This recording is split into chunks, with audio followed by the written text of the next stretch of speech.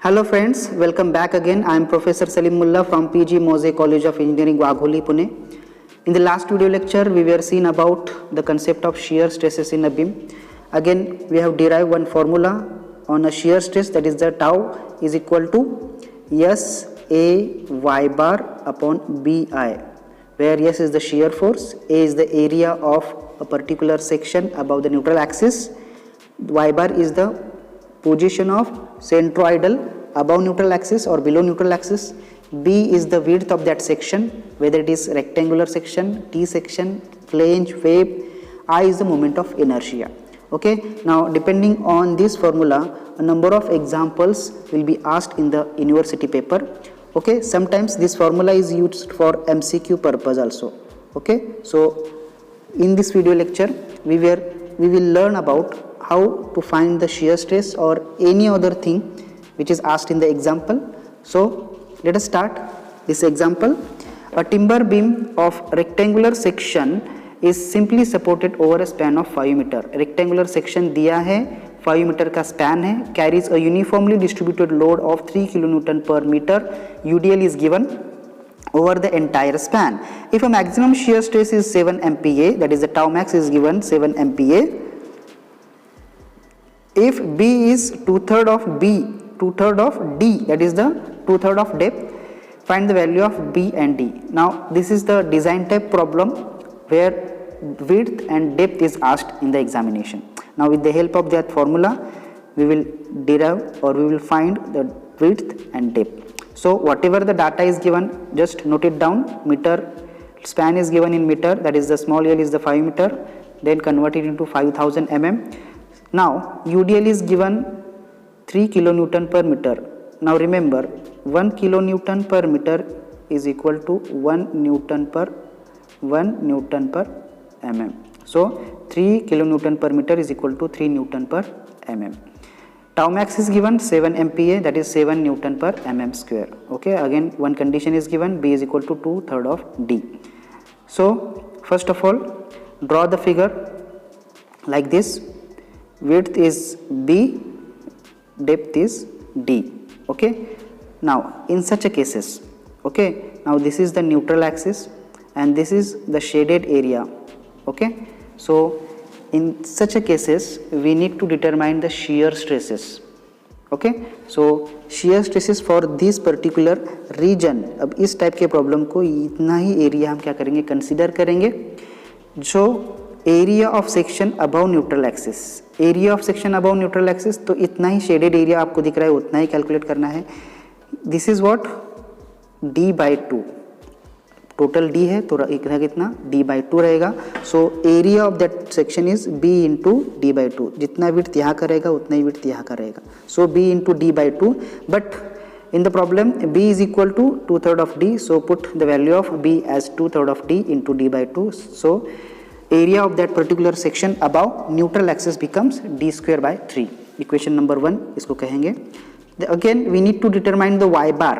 Now y bar means what? Centroid of area. जितना भी area लिया था हमने उसका centroid, तो यहाँ पे कितना area लिया था, इतना, यहाँ का ये d by 2 है तो उसका centroid यहाँ से इतना, तो d by 2 divided by 2, so t by 4 is the answer. Okay, so by using the equation of shear stress, now in this case we need to first determine the shear force. In the problem one beam is given, that is the rectangular beam is given and span of the beam is given 3 meter and UDL, that is 3 kilonewton per meter is given. So with the help of that formula, now shear force means what? Whatever the reaction is, जो भी reaction उस beam के ऊपर आएगी, जैसे कि यहाँ पे क्या हो रहा है, लोड अप्लाई हो रहा है, ठीक है, तो जो रिएक्शन होती है उसी को shear stress या shear force कहते हैं. Okay, so resistance against the vertical load, तो यहाँ पे रिएक्शन क्या है, WL by 2. अब यहाँ पे RA ले लो या RB ले लो, ठीक है, तो यहाँ पे हमने RA ले लिया, तो shear force की वैल्यू क्या आ गई, 7.5 kilo Newton. Just converted into Newton, तो यहाँ पे S का फॉर्मूला, जो फॉर्मूला में यस रिक्वायर्ड है वो निकल गया. एरिया फाइंड आउट किया, वाई बार फाइंड आउट किया. अब यहाँ पे रेक्टेंगुलर सेक्शन है तो मोमेंट ऑफ इनर्शिया हमें फाइंड आउट करना होगा. Moment of inertia for rectangular beam this BD cube upon 12. Okay, put the values okay. Now B की वैल्यू यहाँ पे पुट की एज अ 2/3 ऑफ डी। अब जो भी फॉर्मूला है वो आई की value in terms of D आएगी, ठीक है। तो यहाँ पे हमने y की वैल्यू, y बार की वैल्यू d के टर्म्स में, एरिया की वैल्यू d के टर्म्स में, ठीक है, लिख लिया। अब यहाँ पे लास्ट में क्या आएगा, एक formula, that is the tau max is equal to S A Y bar upon B I. Okay, जो भी वैल्यूज़ है, एरिया की वैल्यू d के टर्म में, y बार की वैल्यू d के टर्म में और i की वैल्यू यहाँ पे d के टर्म में पुट किया। लास्ट में यहाँ पे b भी है, तो b की वैल्यू हम क्या पुट कर सकते हैं, 2/3 of again d। Okay, so यहाँ पे पुटअप किया। पुटअप करने के बाद इसको क्या किया, सॉल्व किया। इस तरह से कुछ आप देख सकते हैं यहाँ पे। Okay, now in this way we will find the value of d, that is the depth as 49.01 mm। So width becomes 2/3 of d। इस प्रॉब्लम में डाल दीजिए, you will get the value of width. So in this way you can calculate the width and depth of the section by using the shear stress formula, that is the tau max is equal to S A Y bar upon B I. याद रखें, area जो भी portion लेंगे, half portion उसका लेंगे हम उसका, ठीक है, वाई बार का, एरिया का सेंट्रॉइड लेंगे। Next is a simply supported beam carries a uniformly distributed load 30 kilonewton पर metre over a entire span of 1 metre. 1 metre का स्पैन है, 30 किलोन्यूटन पर मीटर यूडीएल है। The cross section of beam is T section. ये section कैसा है, T section है with the top flange. Top flange की साइज दी है 125 बाय 25 mm एंड वेब जो दिया है 175 by 25 mm। Obtain the maximum shear stress and plot shear stress distribution diagram. Such type of the example is number of times is asked in the examination for 6 marks, and this example is asked in May 2019 for 6 marks in Pune University. Let us see how to calculate this type of the example. So इस type के example में भी हमको यही formula use करना है, tau is equal to S A Y bar upon B I. So यहाँ पे जो जो टर्म्स दिए हैं, जैसे कि 30 किलोन्यूटन पर metre 1 metre, simply supported beam दिया है, यूनिफॉर्मली डिस्ट्रीब्यूटेड लोड दिया है, एंटायर स्पैन में है, ठीक है। तो ये जो कुछ भी डाटा दिया है उस डाटे को कन्वर्ट करना है फिगर में। ओके, अब यहाँ पे फिगर में कन्वर्ट किया तो यहाँ पे रिएक्शन क्या आती है, यहाँ पे W है, ये टोटल लेंथ है, तो यहाँ पे WL/2 ये रिएक्शन एट A आएगी, सिमिलरली रिएक्शन एट B आएगी। तो यहाँ पे फॉर्मूला ऐसे हो जाएगा। So that is the shear force, that is the reaction at A becomes 30 into 1/2, 50 kilonewton, then it is 15,000 Newton. Okay, तो प्रॉब्लम में का फॉर्मूला में का यस, यहाँ से इस तरह से हम फाइंड आउट कर सकते हैं। देन अब यहाँ पे नेक्स्ट आता है, जो कुछ भी टी सेक्शन दिया है उस टी सेक्शन को पहले ड्रॉ करेंगे, ठीक है। तो टी सेक्शन को ड्रॉ करने के लिए फ्लेंज दिया है साइज 125 देन वेब दिया है, ये इसको कहते हैं वेब, इसको कहते हैं फ्लेंज। फ्लेंज का थिकनेस लेंथ साइज दी है, वेब की थिकनेस साइज दी है। तो यहाँ पे इस तरह से हमने ड्रॉ किया। अब यहाँ पे 2 पार्ट होते हैं, इस पार्ट को हमने 1 पार्ट किया, इस पार्ट को हमने 2nd पार्ट किया।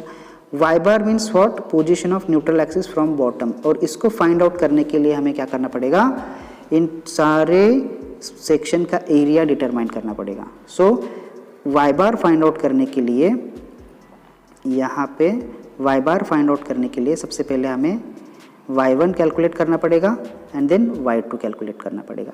सो फॉर टी सेक्शन के लिए y1 क्या होता है, ये टोटल साइज 175 है, उसका हाफ जो पार्ट रहेगा उसको y1 कहेंगे, और बॉटम से ही यहाँ से यहाँ तक का जो पार्ट रहता है उसको y2 कहते हैं, ठीक है।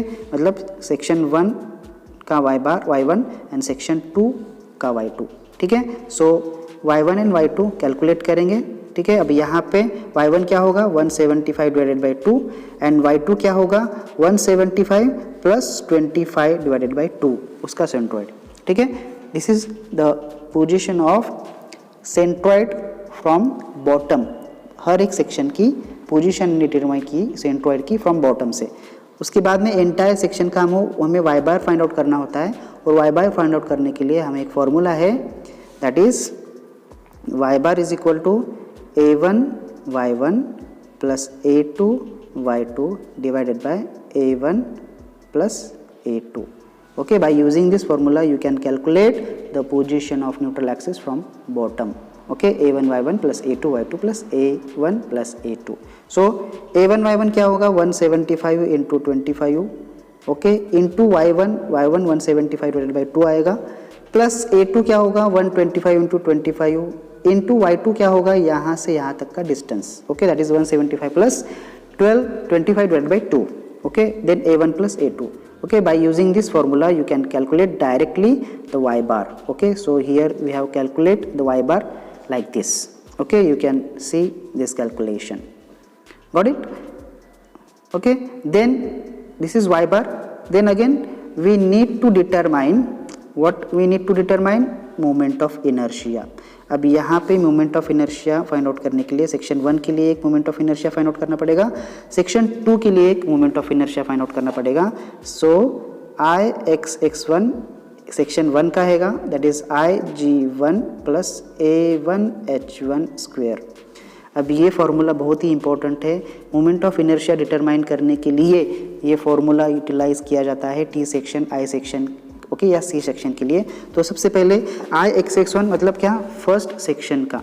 अब यहाँ पे h1 क्या होता है, जैसे कि यहाँ पे लास्ट टाइम मैंने बताया था y1 क्या होता है, इस पर्टिकुलर पॉइंट का, दैट इज द, यहाँ पे हमने 175/2 किया तो ये y1 हो गया, और यहाँ से यहाँ तक का y2 हो गया.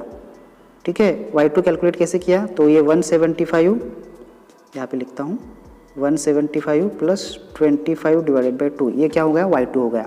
अब h1 क्या होता है, h1 होता है पोजीशन ऑफ न्यूट्रल एक्सिस से यहाँ तक, यहाँ से y1, that is y bar minus y1 क्या होगा हमारा h1 होगा, y bar minus y1. Remember this thing, ये जल्दी समझ में नहीं आता है. देन h2 क्या होता है, इस सेंट्रॉइड से यहाँ तक का डिस्टेंस, तो ये यहाँ से y2 इतना टोटल है, अगर इसमें से हमने y बार को माइनस किया तो हमें वो h2 की वैल्यू मिलेगी. ठीक है, अब Ig1 क्या होता है, इस रेक्टेंगुलर सेक्शन का Ig1, मतलब यहाँ पे हमने B1 कंसिडर किया और यहाँ पे D1 कंसिडर किया है, तो यहाँ पे क्या होगा Ig1 BD³/12 होगा. क्या होगा, BD³/12 प्लस A1 मतलब क्या, B1 इंटू D1 होगा, ओके, इंटू H1 मतलब क्या होगा, यहाँ पे y बार माइनस y1 होगा. Okay, so in this way we will find moment of inertia for first section, that is the Ixx1.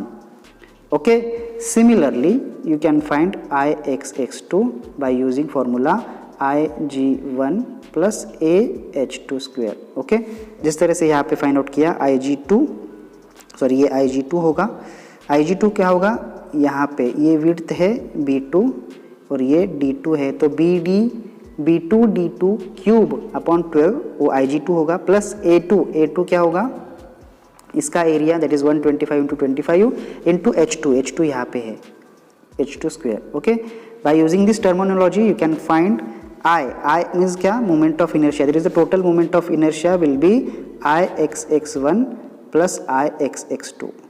Okay, so ये सारे कैलकुलेशंस यहाँ पे किए हुए हैं, आप यहाँ पे फिर से चेक कर सकते हैं. Ixx1 पहले हमने निकाला, समझ में आया, y bar minus y1 means h1. Okay, in this way we can calculate the value of moment of inertia for first section in mm⁴. Similarly you can find the value of Ixx2, that is the h2 y2 minus y bar, and with the help of this you can calculate the value of Ixx2, and lastly you can calculate the value of I, that is Ixx1 plus Ixx2. Okay, ऐसे याद रखें, unit अच्छे से लिख लीजिए.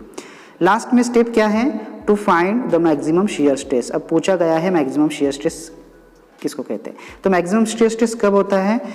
ठीक है, T section का लास्ट एग्जांपल, लास्ट जो हमने देखा था, तो इसका शेयर स्ट्रेस डिस्ट्रीब्यूशन डायग्राम इस तरह से देखा गया था. तो यहाँ पे ये न्यूट्रल एक्सिस होता है, तो न्यूट्रल एक्सिस के जगह पे क्या होता है, याद रखें, मैक्सिमम शियर स्ट्रेस होता है. सो टी सेक्शन का maximum shear stress eight neutral axis हमें फाइंड आउट करना है. तो न्यूट्रल एक्सिस कहाँ पे है, y बार से लेके, y बार कहाँ से है, कहाँ से कहाँ तक है, ये यहाँ से यहाँ तक का है. ओके, तो maximum shear stress find out करने का फॉर्मूला फिर से हम क्या करेंगे, वहाँ पे लिखेंगे, that is the SA y bar upon BI. अब यहाँ पे न्यूट्रल एक्सिस वाई बार हमने कंसिडर किया है फ्रॉम बॉटम, तो एरिया हम क्या करेंगे, जितना वहाँ का एरिया है, जैसे कि यहाँ पे टी सेक्शन दिया गया था, यहाँ से यहाँ तक ये वाला डिस्टेंस हमने देखा है वाई बार, ठीक है। तो एरिया इतना ही लेंगे हम, याद रखिए इस चीज़ को, ठीक है। सम ऑफ द कैंडिडेट क्या करते हैं, पूरा एरिया लेते हैं, तो वो गलत होता है। एरिया बिलो न्यूट्रल एक्सिस, जहाँ का हम वाई बार यूज़ कर रहे हैं उतना ही वहीं का लेंगे। तो एरिया क्या होगा, बी इंटू डी। बी कितना है, यहाँ पे B1 है, B1 इंटू वाई बार, तो यहाँ पे एरिया कितना आएगा, B1 into Y bar. Okay, so यहाँ पे पुट आउट कर दीजिए, एरिया बिलो न्यूट्रल एक्सिस निकाला। Then Y bar position of neutral axis of area, जितना हमने एरिया कंसिडर किया है अब उतना वाई बार, मतलब यहाँ से यहाँ तक का, मतलब वाई बार डिवाइडेड बाय 2, मतलब ये 129.17 वाई बार है ना, उसका डिवाइडेड बाय 2 होगा, ठीक है। तो 64.585 mm। बात समझ में आई, ये जल्दी समझ में नहीं आता। विड्थ वही करेंगे कंसिडर 25 mm, जो टी सेक्शन की विड्थ थी यहाँ वाली, वही हम कंसिडर करेंगे। आए जो moment of inertia T section का आया है पूरा, अब यहाँ पे याद रखें बहुत सारे स्टूडेंट सिर्फ इसी का आई ले लेते हैं, तो वो गलत होता है। तो पूरा सेक्शन का मोमेंट ऑफ इनर्शिया कंसिडर करना है। Okay, so using shear stress formula this, put the values directly and you can get the answer 4.23 newton पर mm स्क्वायर। याद रखें यूनिट लिखना ना भूलें, क्योंकि यूनिट के लिए 1 मार्क होता है। Okay, so this is our the required answer. Okay, so in this way you can calculate the maximum shear stress.